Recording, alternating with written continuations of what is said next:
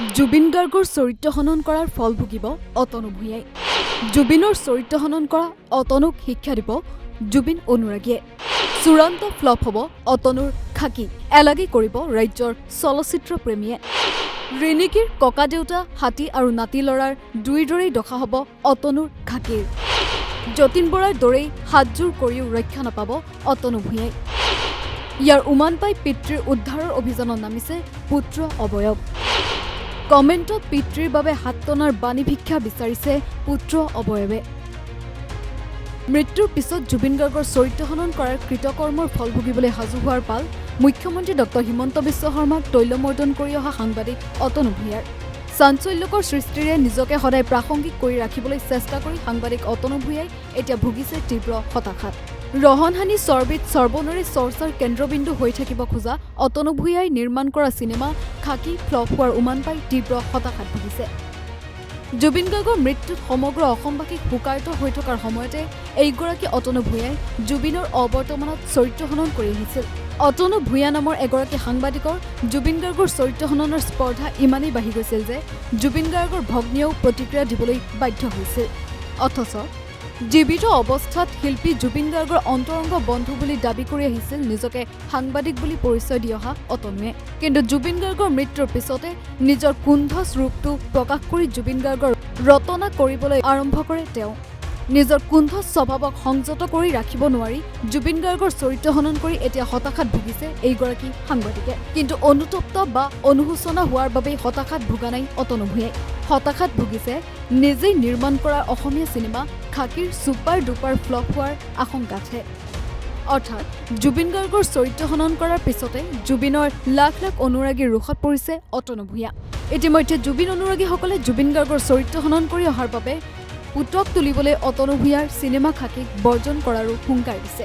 জুবিন গাৰ্গৰ লক্ষ লক্ষ অনুৰাগীয়ে অতনুৰ চিনেমা খাকী বৰ্জন কৰিলে ছুপাৰ ডুপাৰ ফ্লপ হোৱাটো নিশ্চিত।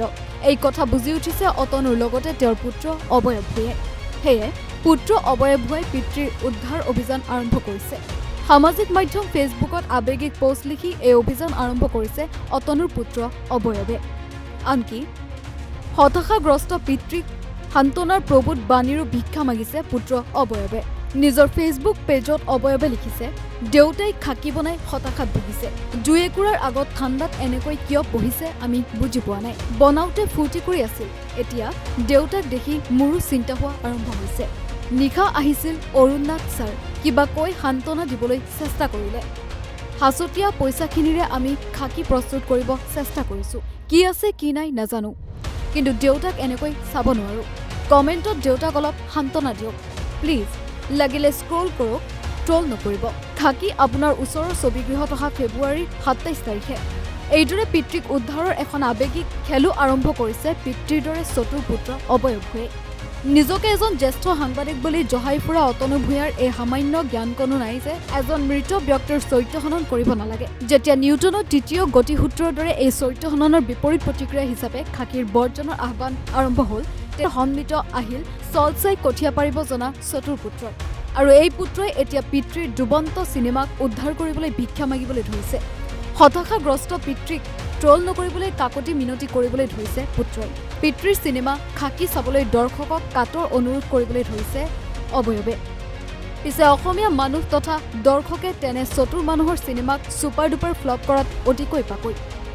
অসমীয়া দৰ্শকৰ ৰোষত পৰিলে অসমীয়া চিনেমা যে ছুপাৰ ডুপাৰ ফ্লপ হয় সেয়া নিকট ইতিহাসেই কয়। দৰ্শক তথা অসমীয়াক হাতযোৰ কৰি কাকতি মিনতি কৰিলেও সেই বিপৰ্যয়ৰ পৰা উদ্ধাৰ পোৱাটো বাট বিচাৰি নাপায় অসমীয়া চিনেমাই।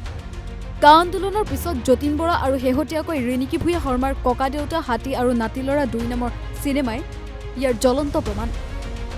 এই ইতিহাসৰ কথা পাহৰি যোৱা নাই মুখৰোচক বাতৰিৰ চৰ্দাৰ অতনু ভূঞাই। তেওঁ ঠিকেই বুজিছে যে জুবিনৰ অনুৰাগীৰ ৰোষত পৰিলে তেওঁৰ চিনেমাৰো বিপৰ্যয় ঘটিব। কাৰণ ইতিমধ্যে খাকী বৰ্জনৰ বাবে সামাজিক মাধ্যমৰ ছাইট ফেচবুকত ট্ৰেণ্ড আৰম্ভ হৈছে। সেয়ে এতিয়া খাকী উদ্ধাৰৰ বাবে নিজ পুত্ৰৰ লগতে অনুগত সাংবাদিকৰ কান্ধত ভৰ দিবলৈ বাধ্য হৈছে অতনু ভূঞাই। কিন্তু জুবিন অনুৰাগীও নাচুৰ বান্দা। বোলে তেওঁলোকে জুবিন গাৰ্গক কৰা অপমান আৰু চৰিত্ৰ হনন পুতক ল'বলৈ খাকী বৰ্জন কৰিবই। News desk report, north east নাও।